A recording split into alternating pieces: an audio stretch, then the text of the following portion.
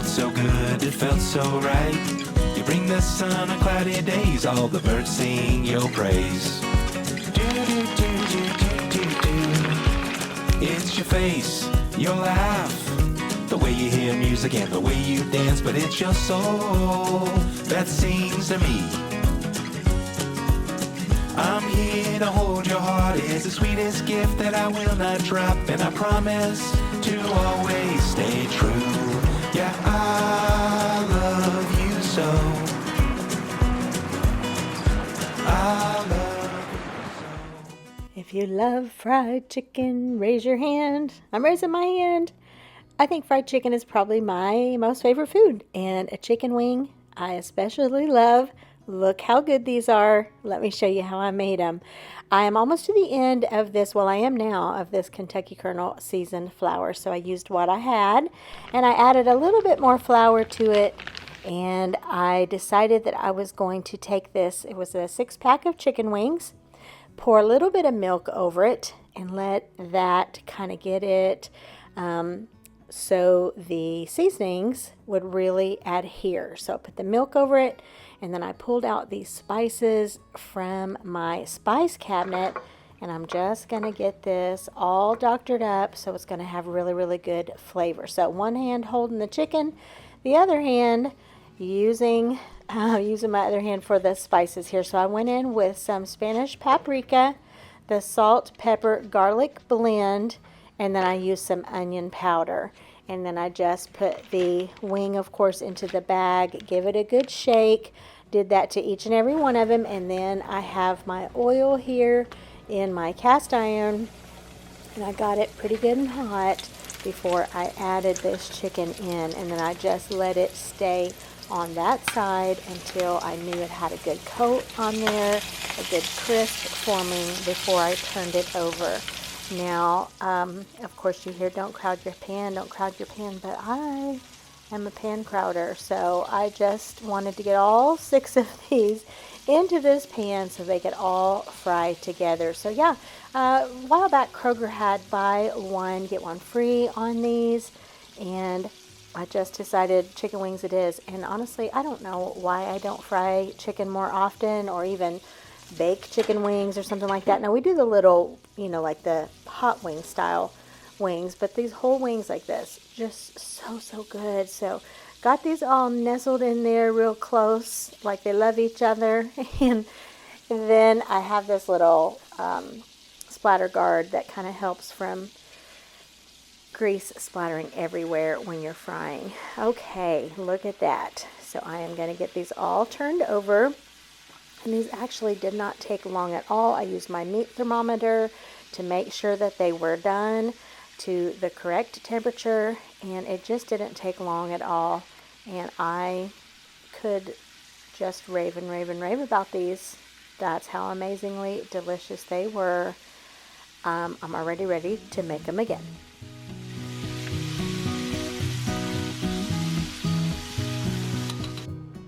This night was make what I thought sounded good, and I started off knowing I was going to make the wings, and then my mother-in-law had made some macaroni and tomato a week or so back.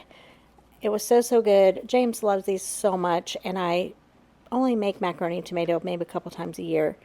Well, I decided, based on having those recently, and they were just so delicious, that I was just going to make up some more. So I had about a half a box of this corkscrew pasta. I had a fresh tomato that needed to be used, and then I also went in with some tomato sauce because a fresh tomato doesn't have that much juice. You can do these however you want to do them. It's just macaroni and tomato, so you can just say pasta and tomato, and you can season them how you want. You can add whatever kind of tomato products you want. It's just quick and easy and so delicious. So that was a side for tonight to go along with this chicken.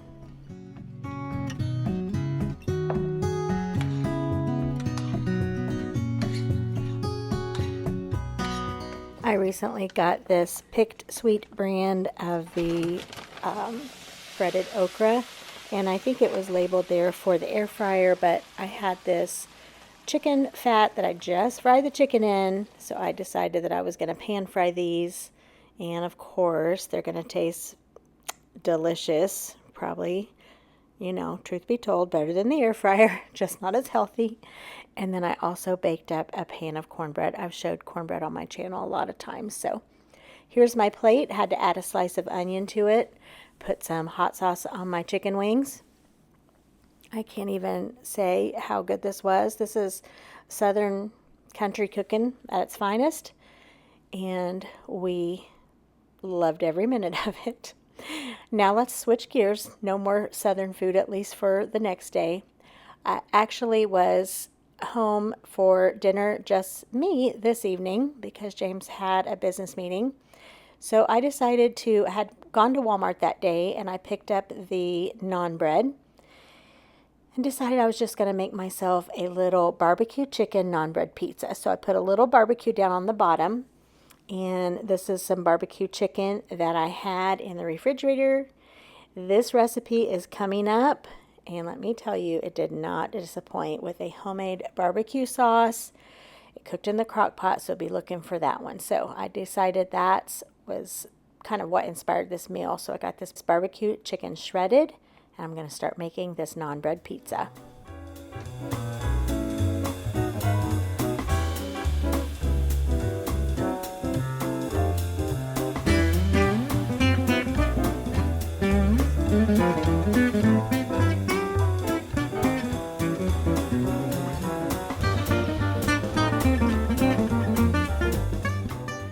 And I'm not sure why, but it seems like a barbecue chicken pizza always needs red onion. So I also picked that up the same day. Got my couple cheeses on here and a little bit of garlic powder, a little bit of parsley flakes, and then I just put that down in my air fryer, and it needed no time at all. Look how golden brown and delicious. I put some cilantro on top and a little bit of ranch dressing. This was an amazing dinner for just me, myself, and I this evening. It totally hit the spot. So quick and easy to do a pizza of any kind on a naan bread.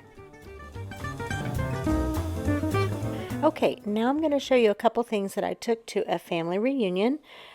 This recipe is probably one everyone has made, but it's a bag of meatballs, and I'm using a package of the little Smokies.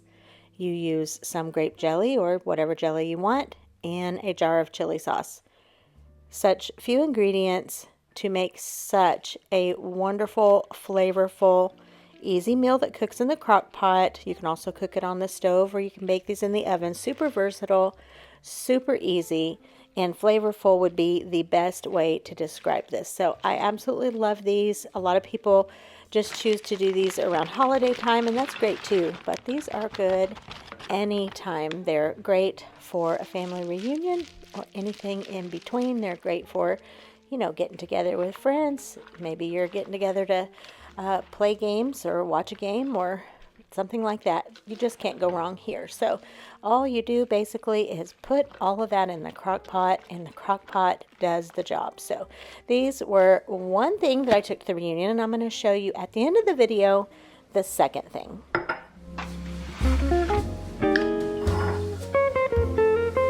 All right, here I am moving on to another day. On this particular day, I wanted a salad for lunch, and I didn't have any. I was close to the end of my ranch dressing, so I thought, I'm just going to make some homemade ranch. I love having that in the fridge anyway, so I just follow the directions on the ranch packet, or in my case, the ranch container that I have here. And then partway through, I knew what I was going to make for dinner, and I knew the jalapeno ranch would be delicious with that. So I decided to add in some extra ingredients, which was garlic powder and pepper, some lime juice, some chopped jalapenos, and some jalapeno juice to make, it's kind of a copycat of CHUY'S. If you've never been to CHUY'S, it's kind of a Tex-Mex style restaurant. We have one. It's not super close to us, but it's not super far away either. We just don't get on that side of town real often, but when we do, it's the CHUY'S jalapeno ranch that we are really, really wanting. We love it so much. if you were to look this up online, you would find a lot of different varieties to this same recipe, but it's basically a ranch dressing that's kind of kicked up a notch with some jalapenos. You could add cilantro if you wanted. You can, there's going to be a lot of variation. You can add more spice if you want. So anyway, I went ahead and got that made. I used it on my salad at lunch. And of course it had thickened up by then. And we used it for this dinner that I'm showing you now. So I browned up 1 pound of ground beef. I added in about a half a can of Rotel tomatoes. I had a half a can left in my fridge from something else, so I added those in to my ground beef. I used that little container of the taco seasoning. I also decided I wanted ranch in my taco meat. I'm kind of on a ranch kick right now. I love dry ranch dressing, the flavor of it. It just kicks anything up a notch, in my opinion. So here we go with the ground beef, all seasoned up, and what I'm really wanting this night are loaded nachos. So here we've got a can of refried beans, and I've got those simmering away in my pot here. I'm going to add some Cholula to it, and I always add some bacon grease to my refried beans. That just gives them more flavor, makes them taste like they are fresh made instead of out of a can. So I'm going to simmer these here, and like I said, I was just really wanting nachos. In fact, I had taken sheet pan nachos to church the Sunday before this, and for some reason I just felt like I had a little bit of them that day, but not very many, and I wanted them again. So that is what we had. So I'm going in here. I'm making a 1 plate and then dividing the plate rather than just doing 2. So that way I can get it all topped for the 2 of us. So refried beans are going down first. And I know sometimes I tell you guys little extra stories here and there, and sometimes I don't, but I don't know if I've shared this one before or not, but I'm sure if you've been around here long, you know that I love nachos. I love loaded nachos. And when I was growing up, I would say my teenage years, a lot of nights, Saturday night or Sunday night, maybe Friday night too, but mostly Saturday night, that was what we had at home. I don't know, that was just kind of a little routine that we got into. My mom would make the best loaded nachos, and she did not mess around when it comes to toppings. We had to have all the toppings, and so that just carries on with me today. Now, generally I use some sort of, like a white cheese or a Rotel flavored cheese, where you make, your own cheese dip, but today I wanted shredded cheese. So I got the cheese all on top after I did the beans and the meat, and then I just stuck that in the microwave to melt. And then in the spirit of my mom, I'm doing all of these toppings. I don't often have all of these things, so especially green onions, I don't always have those. And then I went in with the jalapenos. I don't always have cilantro, but I did. And then there we have that yummy jalapeno ranch that I made earlier in the day, and it's thickened up. I like my dressing a little thinner. That's just my preference, so I sometimes thin it out myself, but it's definitely thickened up, and it made the perfect topping for these loaded nachos. And these were so filling, so delicious, one of our absolute favorites, and it's also pretty quick and easy if you're looking for something along those lines. So yum. Doesn't this look great? All right, I saw this recipe on Facebook and decided I was going to give it a try. And it starts here with a carrot cake mix, the box mix. You just follow the recipe on the back. Now, there was one variation. It was using crushed pineapple, and I decided to use the juice in place of the water that the recipe called for. And then, like I said, you just follow the recipe directions on the back otherwise.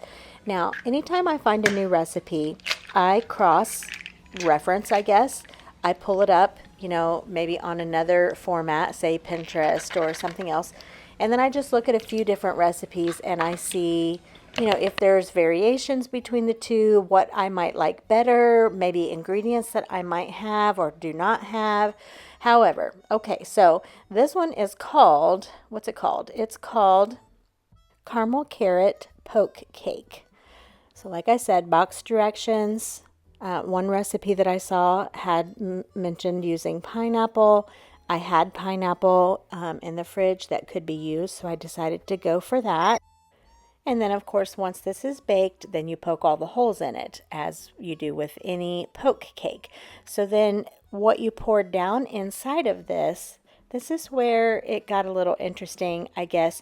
And I felt like that from the beginning. I was like, this is a lot to pour down in this cake. So it called for a can of sweetened condensed milk, and it called for a container of caramel dip. You could use like Smucker's, you could use what I have here.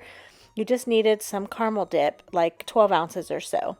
And I just was thinking, and you know, thinking, wow, this is going to be a whole lot to pour down in this cake. But I do make a pina colada cake that takes a can of sweetened condensed milk, and it takes coconut, like the canned coconut that you mix. I can't even think what it's called, but you buy it like where you buy products to make mixed drinks. So like it's the thick, sweet coconut cream. And I was like, well, it's about the same amount there.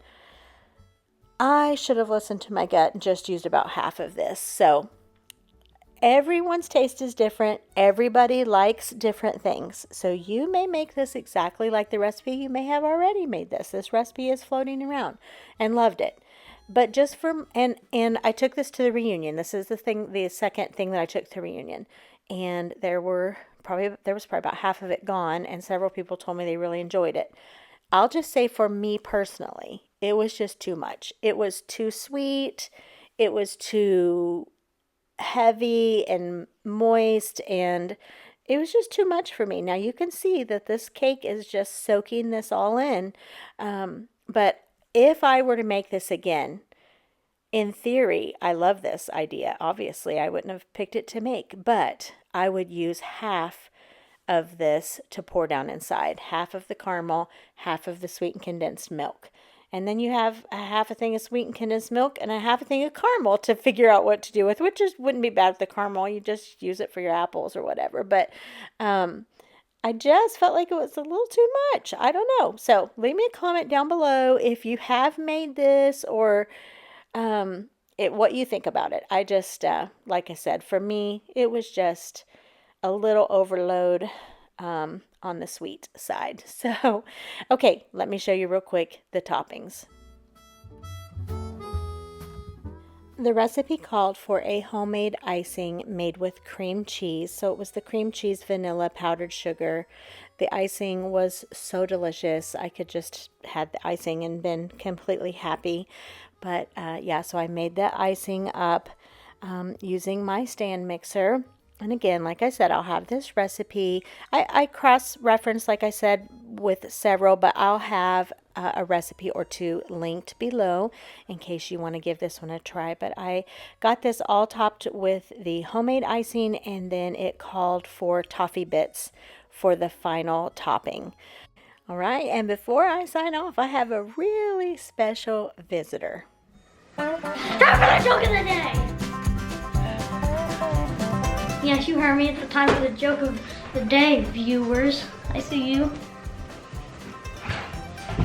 I see you. I know you're watching me. Well, anyways, here's the joke of the day. What's red and bad for your teeth? I'm gonna give you a couple seconds to try to guess. Here it is. A brick.